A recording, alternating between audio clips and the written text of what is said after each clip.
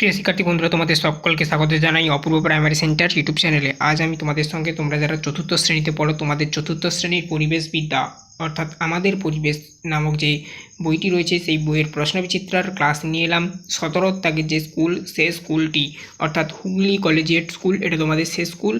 তো দেখো, আজকের আমরা এই স্কুলের প্রশ্ন এবং উত্তরগুলো আলোচনা করছি। তুমি যদি আমার চ্যানেলে নতুন হয়ে থাকো, চ্যানেলটাকে সাবস্ক্রাইব করে নেবে, বেল আইকন অপশানে সেভ রাখবে। তোমরা যদি না সাবস্ক্রাইব করতে পারো, বাড়ির বড়োদেরকে বলবে ওনারা যেন সাবস্ক্রাইব করে নেয় চ্যানেলটাকে, আগামী দিনে আরও তোমাদের ক্লাস পাওয়ার জন্য।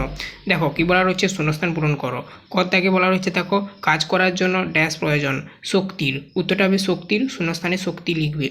খরটাকে দেখো, বাতাসে সবচেয়ে বেশি পরিমাণে আছে dash gas, nitrogen gas. Nitrogen বানানটা দেখে নিয়েছে, দন্তনাকার হসি টরপলাকার বুভুজয়কার দন্তন। তো দেখো খরদাগে পর গদ্দাগের প্রশ্ন।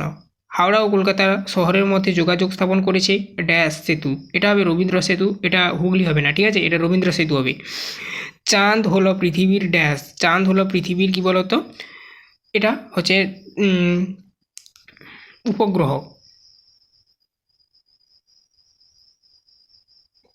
তারপরে দেখো নিচের প্রশ্নগুলির উত্তর দাও। মানুষ হাঁস মুরগি মতন পাখিদের পোষ বানিয়েছিল কেন? ডিম ও মাংস পাওয়ার জন্য। দেখো হাঁস মুরগির থেকে যেমন ডিম পাওয়া যায়, তেমন পাখির থেকেও ডিম পাওয়া যায় এবং মাংসও পাওয়া যায় অনেক পাখির থেকে, ঠিক আছে, যেগুলো আমরা খাই। মঙ্গল গ্রহে পাঠানো সন্ধানী যানের নাম কি? কিউরিসিটি। কী হবে? কিউরিসিটি, কয়সি হসু রহস্যিকার হস্যই টহস্যিকার, ঠিক আছে, কিউরিসিটি। তারপরে দেখো রাতের বেলা কোন তারা দেখে দিক নির্ণয় করা হয়? ধ্রুব তারা। ধ্রুব তারা বানানটা দেখে নিয়েছো। কোন ঋতুতে সাদা কাশ ফুল ফোটে ও সাদা পেঁচার তুলোর মতন মেঘ আকাশে দেখা যায়? শরৎ, শরৎ ঋতু অর্থাৎ দুর্গাপুজো যখন হয় শরৎকালে। এরপরে দেখো 3 থেকে বলেছে যে কোনো 4টি প্রশ্নের উত্তর দাও। গাছ আমাদের কী কী কাজে লাগে? অন্তত 6টি কাজ লেখো, ঠিক আছে, 6টা কাজ লিখতে হবে। অনেক কাজ রয়েছে, আমি উত্তরগুলো দেখে দিচ্ছি। তারপর দেখো নদীর ধারে বড় বড় জনবসতি গড়ে ওঠার কারণ কি? নদীর ধারে থাকা বিপজ্জনক কেন? আচ্ছা, আমি ফার্স্ট প্রশ্নগুলো বলে দিই, তারপর আমি উত্তরগুলো দেখে দিচ্ছি, ঠিক আছে। গাছ কিভাবে খাবার তৈরি করে? বিষম লাগে কেন? প্রশ্বাস ও নিঃশ্বাস কাকে বলে? চলো উত্তরগুলো দেখে নাও। তো দেখো এখানে তোমাদের ফার্স্ট প্রশ্ন ছিল যে গাছের অত্যন্ত 6টি কাজ লেখো। দেখো 3 দাগের কর প্রশ্ন ছিল, গাছ আমাদের নানান কাজে লাগে, এরকম একটা লিখে নিচে দাগ টেনে দেবে, এটাকে বলা হয় পয়েন্ট করা, ঠিক আছে। একে তাকে লিখবে কি? গাছ আমাদের অক্সিজেন দেয়, যার সাহায্যে আমরা বেঁচে থাকি বা বেঁচে আছি, এটা লিখবে। 2 দাগে লিখবে গাছ আমাদের ছায়া ফল ও আশ্রয় দেয়। 3 দাগে লিখবে গাছ আমাদের নানা বর্ণের ফুল উপহার দেয়। 4 দাগে লিখবে গাছ থেকে আমরা কাঠ পাই, যা থেকে টেবিল, তারপরে হচ্ছে ঘরের বিভিন্ন আসবাবপত্র বা ঘরের জানালা দরজা তৈরি হয়। আচ্ছা, এখানে 4টা পয়েন্ট দিয়েছি, ঠিক আছে। এরপরে চাইলে তোমরা কেউ লিখতে পারো, সেগুলো দেখো স্ক্রিনে উঠছে।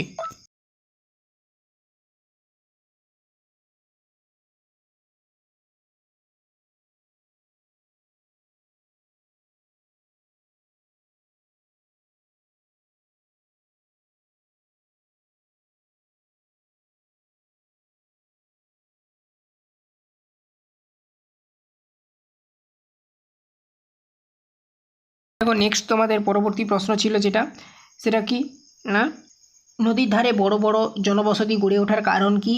নদীর ধারে থাকা বিপজ্জনক কেন? এই প্রশ্নটার উত্তর দেখো আসছে। আচ্ছা, তোমাদের প্রশ্নটা ছিল যে নদীর ধারে বড় বড় জনবসতি গড়ে ওঠার কারণ কি? নদীর ধারে থাকা বিপজ্জনক কেন?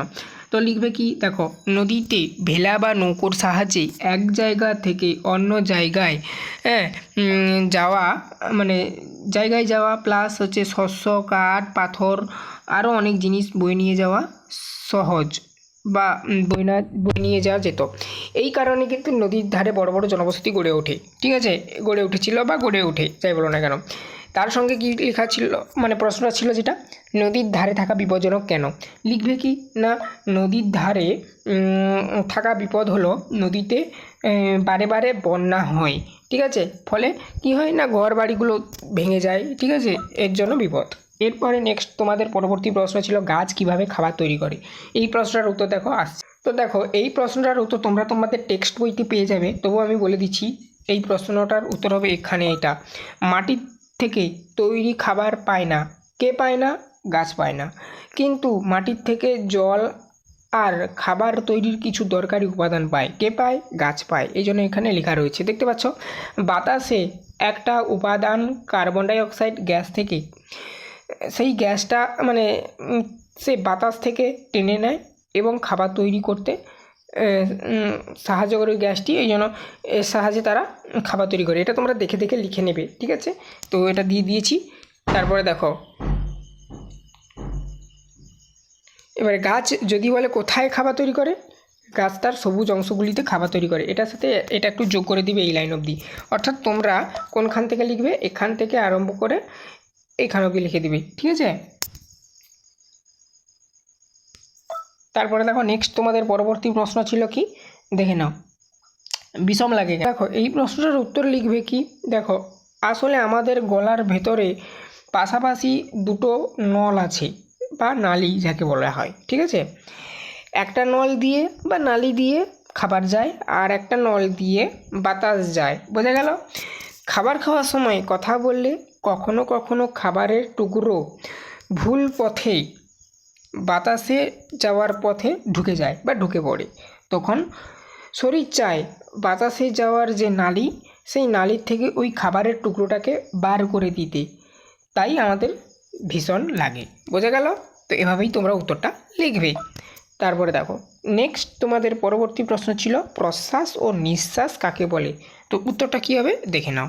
তো দেখো প্রশ্বাস কাকে বলে ফার্স্ট তোমাদের লিখতে হবে, লিখবে বাতাস থেকে শ্বাস নেওয়া হলো প্রশ্বাস, এটা লিখবে। নেক্সট ছিল নিঃশ্বাস কাকে বলে, বলবে কি শ্বাস ছেড়ে দেওয়াকে বলে নিঃশ্বাস। তো প্রশ্বাস নিঃশ্বাস, এই প্রশ্নটার উত্তর তোমরা পেয়ে গেলে। তো এই ছিল টোটাল তোমাদের এই স্কুলের প্রশ্ন এবং তার উত্তর। আমরা পরিবেশ বিষয় শেষ করলাম। পরিবেশের আগের স্কুলগুলো যারা না দেখেছো অবশ্যই দেখে নেবে, প্লেলিস্টের মধ্যে পেয়ে যাবে।